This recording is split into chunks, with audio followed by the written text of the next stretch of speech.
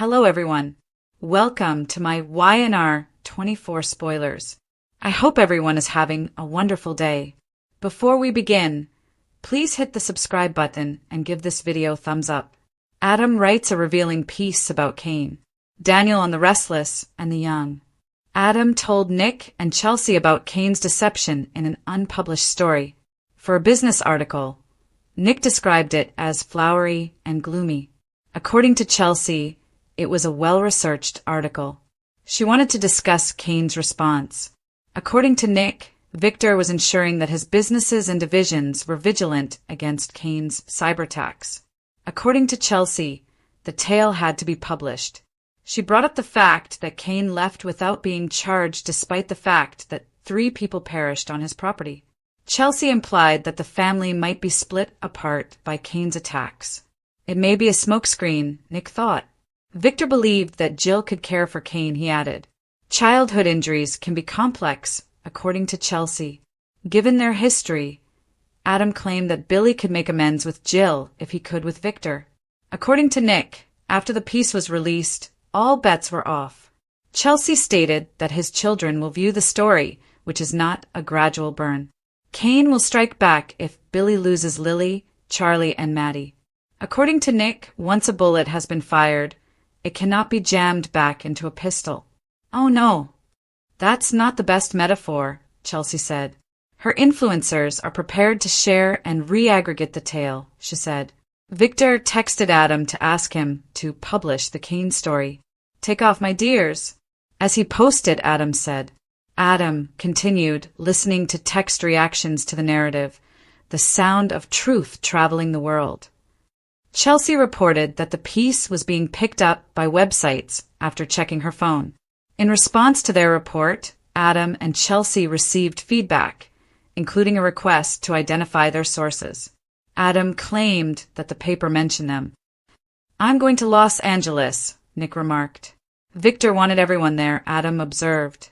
Although Nick was aware that he had to be in Genoa City, he wasn't certain that there was a threat, so he glanced at his phone. Nick claimed that being instructed not to support his family was the fastest way to make him angry. Chelsea inquired as to whether there was a problem in Los Angeles. She assured Nick that she and Adam were in control of the situation. According to Nick, he couldn't wait there forever. They didn't know who Cain would attack if he lashed out, so Adam advised them to wait. Jill requested that Jack keep her and Cain alone. Jack encouraged Cain to reflect on their conversation. He'd given him a lot to think about, Cain remarked. Jack told Jill that seeing her was always a pleasure. Jill expressed her eagerness to hear Jack's viewpoint to Cain. Cain revealed that Jack believed Jill had the power to sway him. Jill went on to say that Cain has the last say over whether or not their conversation is unpleasant. What Cain says will determine this. Cain was warned by Jill not to be so adorable when evaluating Victor. Cain was asked by Jill if Colin singled out Madame de Leon in order to steal her money. Jill continued to press, even when Cain deflected. According to him, Colin solely loved Jill. Cain, is that accurate? Jill insisted on knowing. Victor vowed to pursue Jabot, but Cain said he would not be scared by anyone.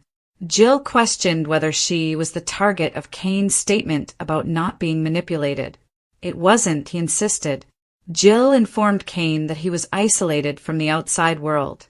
Cain described Jill's grief and the deaths in France. Jill insisted that Chance's death was not Cain's fault. Jill pondered whether Cain desired to return to France. Cain claimed that doing that was simpler than attempting to make apologies in Genoa City as Cain. Jill questioned whether he was attempting at all. Cain claimed he had no idea whether Colin had forced Madame de Leon. Jill inquired as to whether Colin had informed his son after the occurrence. When Cain was dying, Jill questioned whether he and Colin were telling her lies. Jill claimed that although he still had that goofy smile, he was honest. According to Jill, Colin wooed Madame de Leon and embezzled her wealth. That sounds like Colin, Cain conceded. Jill inquired as to Cain's knowledge of Colin's money theft. Cain vowed on his children's life that he didn't. At that moment, Lily showed in and told Cain not to use their children's names in that manner. Jill welcomed Lily and made every effort to maintain harmony between her and Cain. Lily told the story of Newman Media. Cain admitted that he knew Victor had the story. Lily claimed that Victor detested Cain as a result of what transpired with him in France. After Cain said that Charlie and Maddie would not answer his phone, Lily proposed that Cain either text them or instruct Lily to call her to inform their children that this story might be coming. After reading this narrative, Lily was afraid the twins would start to see Cain as their father. Maddie and Charlie simply want to go on with their lives, Lily revealed. She stated that although Maddie and Charlie would have her okay to leave Cain behind after this, they do not require it. Lily went out. "There is no way to fix this," Cain remarked. Cain was pushed to change it by Jill. Cain claimed that after the deception, nothing remained of him. Jill responded, "Help Lily and the twins understand." To use his acts, she instructed her surrogate son. "This is your moment. This is your salvation." As Jill put it, prove it, and prove it in a way that cannot be denied. Jack flashed back to his conversation with Cain in his Jabot office. Diane's entrance interrupted him. After a brief discussion on Jabot business, Diane inquired about Jack's meeting with Cain. Jack claimed that although he was unable to persuade Cain to give up the AI program, he did so by implying that Jill might be able to help. Diane didn't believe it. Jack claimed that after speaking with Cain, he felt hopeful. Cain, he noticed, was at a turning point. Jack claimed to have seen remorse. He was aware of all his mistakes. "It's too late, too little. In France, the man imprisoned us. If he had gotten his way, we would still be lost in those hedges somewhere. Did you forget about that?" Diane remarked. Jack claimed to have noticed a crack in the armor. He went on to say that Cain desired to win back Jill's favor. Jack claimed they wouldn't have to deal with Victor if Jill showed up. "Then leave, Jill, leave," Diane exclaimed. Diane pondered whether Cain was off limits, since he might feel hurt. Diane inquired as to whether Cain's program would continue in the future. Diane pondered whether Jill would return the program to Cain or give it to Victor. Jack promised to attempt to persuade Jill to destroy it. According to Diane's theory, Jill would want to assist Cain in rescuing him. Jack claimed that Jill may initiate contact as soon as he was certain she had the program. Jack would then ruin the program, Diane added. Yes, or apply it to Newman and Victor Enterprises, Jack thought. Jack summarized Victor's transgressions during the previous 12 months. He emphasized that his major transgression was assisting Nikki in maintaining her sobriety when Victor was unable to do so. Jack was urged to stop by Diane. "This is how we exact the retribution Victor is due." Diane declared, "I'm all in." In jubilation, Jack seized his wife and planted a kiss on her. Phyllis questioned Daniel about his vacation to Boston with Tessa at Crimson Lights. Phyllis referred to her son, who wore a white heart, as a cowboy. Given that Tessa and Mariah are married, Phyllis questioned whether Daniel ought to skip this one. Tessa was tough and resilient, according to Phyllis. Daniel questioned whether his mother was urging him to avoid Tessa. Daniel, according to Phyllis, was defensive. Daniel referred to his mother as pushy. If Daniel had affections for this girl, Phyllis inquired. Daniel acknowledged that Daniel had feelings for Tessa when Phyllis told him that she spoke with Danny. Daniel was upset that her father had abandoned him. Daniel validated her assumptions. So even though Phyllis acknowledged she was bluffing, it worked. "Don't worry, Phyllis," Daniel said. Daniel was informed by his mother that the loss of Heather had broken her son's heart. Tessa is nice, and they both love playing the guitar, according to Phyllis. She feared that Daniel would suffer harm in the future. Tessa loved her wife, according to Daniel. Daniel was going to be a chump for accompanying Tessa on the journey, according to Phyllis. Phyllis remarked that she couldn't be indifferent when Daniel told her that she was attempting to save him. Daniel remarked, "You could act like I'm an adult man who doesn't require mommy's interference." Unrequited love is a very special kind of hell, Phyllis said. Yes, Daniel, it is. Particularly if the person you're in love with is also in love with someone else. Daniel advised against going down that hole. Phyllis claimed that there were other people besides his father. Daniel mentioned that Phyllis and Danny visited there twice. Does Daniel have this? Phyllis questioned. Tessa can rely on Sharon, Phyllis added. Together they can resolve this. Daniel remarked, this isn't about romance. He had to live his life. Hope, according to Phyllis, is a hazardous thing. Phyllis discussed how seeing someone you care about might be a shock. They smile at you when you gaze at them. Phyllis remarked, you want to matter to Tessa. She is in love with someone else, but she says, I know you do. Well, I understand you. I cherish you. And I am able to look for myself, Daniel insisted. Phyllis brought up Lucy instead. Then, upset by the Kane narrative, Lily entered. Daniel saw that Lily appeared irate. After Lily admitted she was furious, Phyllis remarked, pure rage works for some people. Phyllis looked for the Kane story on her phone. Lily expressed her gratitude to Phyllis for contributing to Kane's persistence. Phyllis shrugged as she read the newspaper, saying that the story was published because Kane doesn't bow to Victor. It will blow over, she added. Lily was amazed that Phyllis continued to stand up for Kane. Phyllis insisted that Kane was not responsible for anything that occurred there. He was the reason we were there, Lily said. Kane felt terrible about what had happened to Damien and Chance, according to Phyllis. According to Lily, Kane most likely promised Phyllis the world, but since he is dishonest, it will never happen. Lily informed Daniel that his mother was hopeless when Phyllis answered a phone call. Kane asked to see Phyllis immediately over the phone. Nick goes crazy. Is Nick, Joshua Morrow, on The Young and the Restless, really forced to choose between obeying his father and supporting his ex-wife? Image, CBS. Nick Newman agreed to move to Los Angeles to live with his ex-wife, Sharon, who is the mother of their children. Victor then gave his son instructions to remain in Genoa City so that he could assist in addressing Kane Ashby's continuous threat and his strategy of using artificial intelligence to seize control of Newman Enterprises and other companies.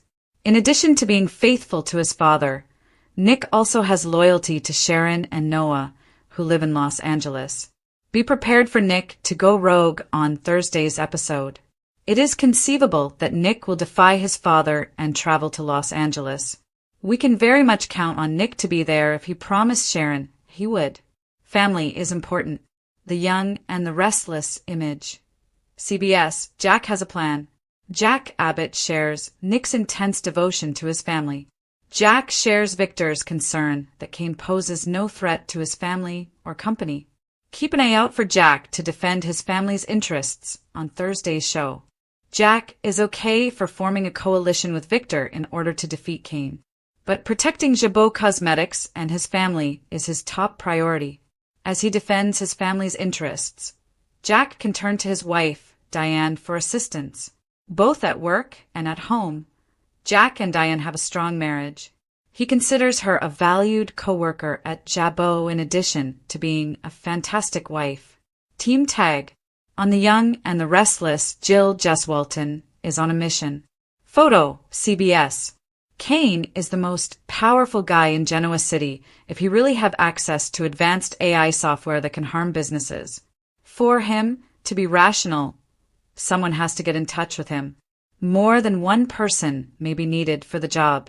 Watch for Kane's ex-wife Lily and his surrogate mother Jill to attempt to question him about his background on Thursday's show. Kane may be making decisions now because of anything that happened to him in the past. Kane's mother and the woman he loves will be the two people who can reach him the most. Tensions increase in The Young and the Restless as Joshua Morrow's character Nick Newman is torn between love and loyalty, which tug him in different directions. Nick is committed to supporting his ex-wife Sharon and their kids, including Noah, who is currently in Los Angeles, after promising to move there with her. However, Nick's efforts are derailed by Victor Newman, Eric Braeden, the patriarch whose word frequently feels like law. In order to combat Kane Ashby's growing threat and his use of artificial intelligence to subvert corporate power, Victor insists that his son remain in Genoa City. Explosive conflict is set up by Nick's conflicted loyalty between his father's empire and the family he created with Sharon. Duty versus emotion is a typical Newman issue that viewers will witness unfold. Nick's internal conflict drives him to act erratically in Thursday's episode, disobeying Victor's commands to support Sharon. His choice is impetuous, emotional, and incredibly human, all in typical Nick form. It's the kind of action that might change his destiny in Genoa City as well as his relationship with Victor. In the meantime, Jack Abbott, another titan of industry, finds himself on a similar journey. Like Nick, Jack bases all of his decisions on his commitment to his family. He shares Victor's intense apprehension about Kane's increasing influence. Jack is aware that Jabot Cosmetics and the Abbott legacy may be in jeopardy if Kane's AI-driven goals are allowed to continue unchecked. This week, Jack is prepared to go to any lengths to protect his family and business, even if it means briefly siding with Victor, his long-standing adversary. It's uncommon and unstable for Jack and Victor to work together, but their mutual goal of neutralizing Kane might make it happen. Thankfully, Jack is not alone in this storm. Diane, his wife, stands by his side in both life and business. Jabot is stronger than ever thanks to their excellent cooperation, and Jack knows he can rely on her composure while he navigates this dangerous corporate environment. They put up a united front, one based on expertise, trust, and a strong determination to defend the Abbott name from whatever mayhem Kane unleashes next. Two ladies from Kane's past come forward to try to contact him before he reaches a point beyond which he can turn back while the Abbotts and the others plot. Kane's surrogate mother, Jill Abbott, and his ex-wife, Lily Winters, are the only people who truly know him. They are aware that a frightening secret from his background or unresolved pain may be hiding behind his brutal new techniques. It's possible that Kane's decline into perilous area is more personal than merely a matter of power. The emotional center of the episode is embodied by Jill and Lily's intervention. Can Kane's stony exterior be broken by love, compassion, and family history? These two women are the best people to appeal to his better nature. Their goal won't be simple, though, for Kane has a frightening sense of purpose and advanced AI technology. A mix of high-stakes drama and emotional reckoning is anticipated in the next confrontation. Families disintegrate, relationships change, and Genoa City prepares for a confrontation that might alter everything as the young and the restless progresses. Loyalty, ambition, and love will all clash spectacularly.